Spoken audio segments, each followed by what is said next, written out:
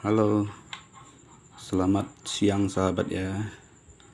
Hari ini kita akan membuat minuman herbal dari kemangi hutan. Karena semalam ya kita banyak makan makanan berlemak, makanan yang berminyak, makanan lezat lah, tapi mengakibatkan saya panas dalam, mungkin nggak tahan ya.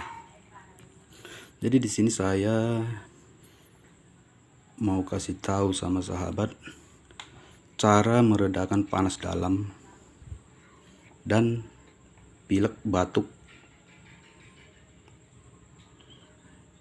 dan juga meningkatkan daya tahan tubuh ya sahabat ya.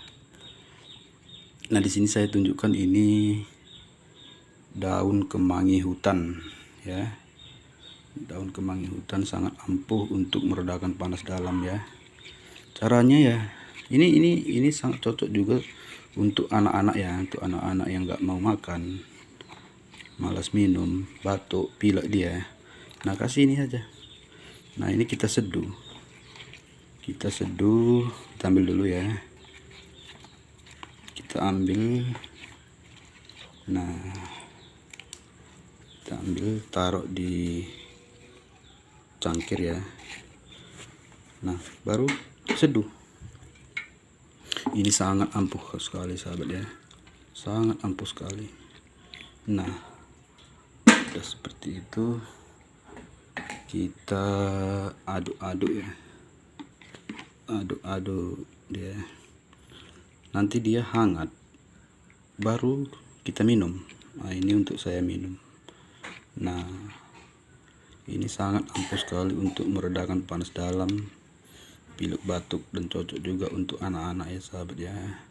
Karena udah sering kita lakukan seperti ini ya, terutama kalau anak saya pilek batuk ya, cuma herbal seperti ini saja.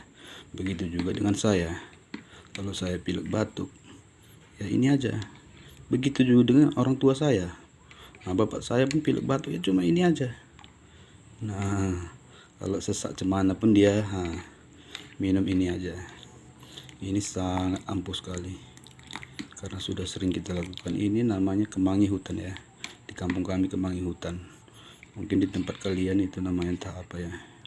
Cuman ini di kampung kami ini sangat langka ya. Ini sangat susah sekali nyarinya.